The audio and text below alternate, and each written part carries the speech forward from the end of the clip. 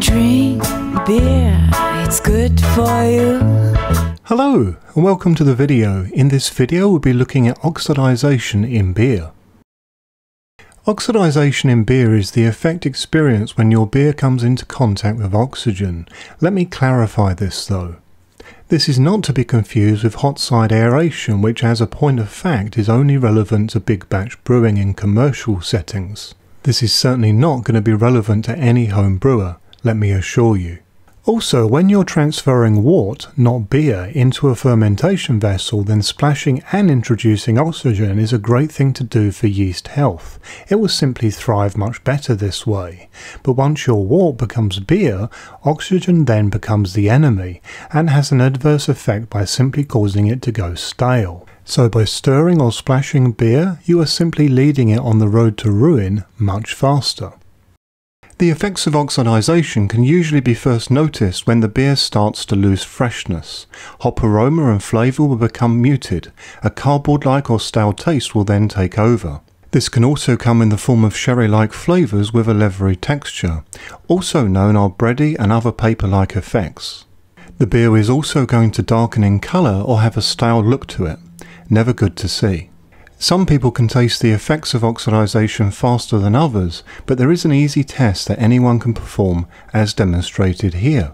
Firstly, ensure there is no foam on top of your beer, and then dip the tip of your index finger into the beer. You only need a small amount. Rub this vigorously between your index finger and thumb on your other hand. Then give it an instant smell. If you smell anything metallic, then yes, your beer has the onset of oxidization. But if it still tastes okay, then do carry on. No problem at all. I think it's fair to say that most homebrewers know not to splash their end beer, and unless you have been seriously negligent, then the full effect will take at least some months to actually grab hold. But many homebrewers are oxidizing their beers, but they simply do not notice it, because they drink them before it grabs hold of the beer and it goes completely stale. The colour change is also very gradual. However, you will find that if you can totally avoid oxidization, your beers will taste fresher right from the start and will continue to have their intended flavour for much longer. So let's now look at some solutions. Naturally, the best way to avoid oxidization is to actually not have oxygen within your process at all.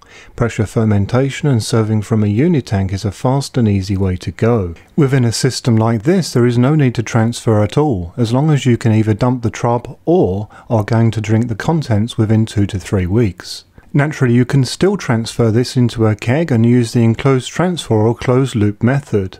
Brian at Short Circuited Brewers YouTube channel has a great no-nonsense video on this, so please check this out for full details if this method is something you're not familiar with. Chemical additions can also present a solution, like potassium metabisulfate, which is commonly used by winemakers and beer brewers both in the home and by commercials, as an antioxidant. Another chemical-based product that is gaining in popularity is Brutan B. This is a chelating agent that is designed to improve flavour stability over time due to its ability to inhibit those Fenton reactions that lead to oxidization in beer. This stuff is relatively cheap, but people get mixed results from it. Worth a try at least though. Let us now look at solutions for your chosen beer storage medium. If you have absolutely no way of doing a closed-loop transfer into a keg, then purging your keg with CO2 is an essential thing to do. This is done by having the keg connected to CO2 and then letting the air out using the keg's valve, so that the headspace can fill up with just CO2. I would suggest that you let the air out for 5 seconds and then let it fill back up 3 times before you consider this done. If you are bottling, then a counter-pressure bottle filler provides a great way to fill your bottles without oxygen, with a one-way valve that makes it potentially better than just a beer gun. Canning also presents a great way to go because when done right, you're able to eliminate all oxygen, hence why breweries are moving into this way of packaging their beers in droves, and the use of bottles is in decline. And finally, if you have a strong beer that you wish to condition for periods before transferring into your chosen packaging, then this is best done by using a carboy or a demijohn. Beer and alcohol-based products will simply condition in bulk much faster.